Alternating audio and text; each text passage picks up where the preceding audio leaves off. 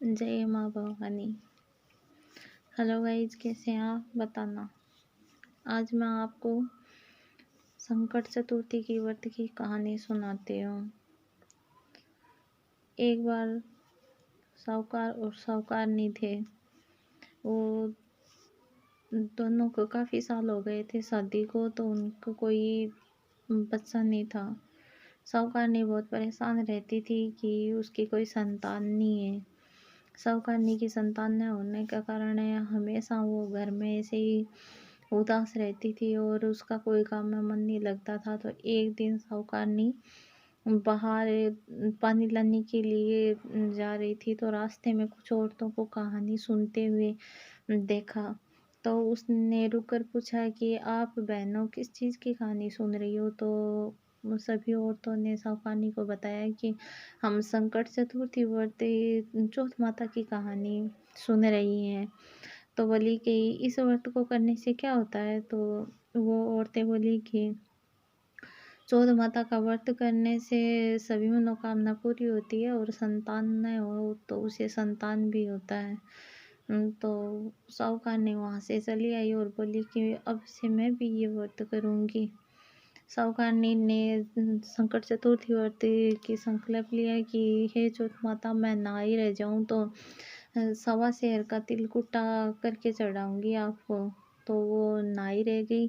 और फिर उसने साहूकारनी ने कहा कि हे चौथ माता, अगर मेरे लड़का हो जाए तो मैं सवा सेर का तिलकुटा चढ़ाऊँगी। तो उसके लड़का भी हो गया। तो सवा दो शेर का लड़का हो जाए तो तिलकुटा चढ़ाऊँगी ऐसा बोला, तो उसके लड़का भी हो गया।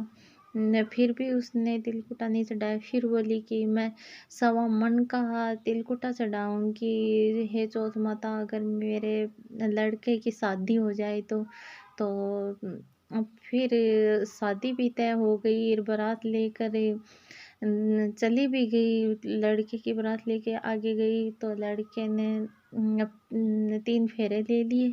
तो चौथ माता ने सोचा कि ये जब से नहा रही है तब से ये तिलकुटा बोले जा रही है, लेकिन तिलकुटा नहीं चढ़ा रही है। पहले बोली सवा सेर का चढ़ाऊँगी, फिर बोली सवा 2 सेर का चढ़ाऊँगी, फिर बोली सवा मन का चढ़ाऊँगी, लेकिन आज तक इसने तिलकुटा नहीं चढ़ाया। और अगर ये तिलकुटा नहीं चढ़ाई कि लड़का शादी करके घर चला जाएगा तो मुझे कभी कोई मानेगा ही नहीं। तो इसे कुछ ना कुछ तो चमत्कार दिखाना ही पड़ेगा। तो चौथ माता ने उस लड़के ने 3 फेरे ले लिए। तो चौथ माता ने चौथे फेरे में उस लड़के को ले जाके पिंपल के ऊपर बिठा दिया। चौथ माता उसको ले गई और पिंपल के ऊपर उस लड़के दूल्हे को बिठा दिया। तो फिर सभी हैरान हो गए कि अरे दूल्हा कहाँ गया, दूल्हा कहाँ गया। कुछ दिन बीत गए तो फिर गणगौर आई। गणगौर आने के बाद में जो लड़कियां सुबह धूप पूजने के लिए वहाँ से जाती गुजरती है, तो वो दूल्हा ऊपर से बैठा बैठा नीचे देखता है। तो एक लड़की को बोलता है कि बिन ब्याहड़ी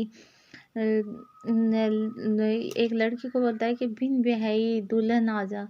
तो वो लड़की सोचती है, इधर उधर देखती है कि इधर तो कोई नहीं दिखाई दे रहा, लेकिन ये आवाज़ कौन दे रहा है।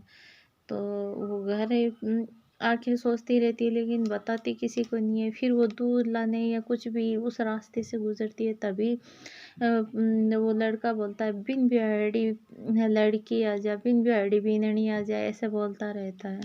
तो वो लड़की एकदम सूखने पड़ जाती है, दुबली हो जाती है, सूखने पड़ जाती है। तो उसकी माँ बोलती है, बेटा मैं अच्छा खिलाती पिलाती हूँ, तेरे को अच्छा रखती हूँ, कोई परेशानी नहीं है, कोई दुख दर्द नहीं है, फिर ऐसे तू सूखने क्यों पड़ रही है?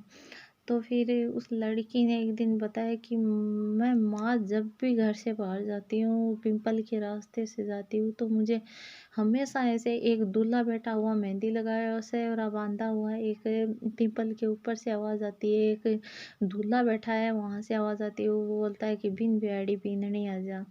तो मेरे को ही क्यों बोलता है, वो ऐसा क्यों बोलता है? तो उसकी माँ ने वहाँ पीपल के नीचे जाकर देखा तो ऊपर पिंपल के वो दूल्हा बैठा। तो वो माँ बोली कि आप यहाँ पे क्या कर रहे हो? तो उस दूल्हे ने कहा कि मेरी माँ ने चौथ माता का तिलकुटा बोला था, उसने आज तक तिलकुटा नहीं किया, तो चौथ माता ने मुझे पिंपल के ऊपर बैठा दिया। अगर तिलकुटा कर देगी तो चौथ माता मुझे यहाँ से उतार देगी, वरना मुझे नहीं उतारेगी।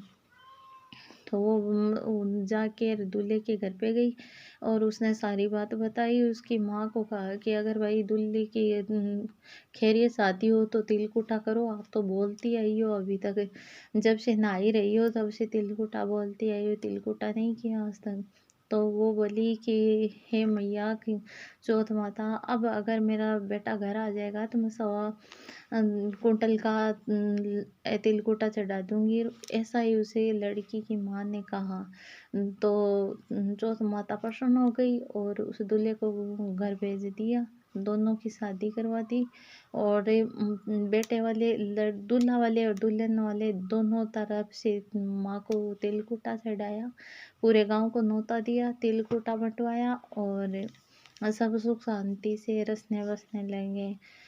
कहने वाला ने सुनने वाले को, कहने वाले को, सभी को भगवान ऐसी दूल्हा दुल्हन की जोड़ी बनाए रखे, जो भी व्रत करे उसकी सभी इच्छा पूरी करे।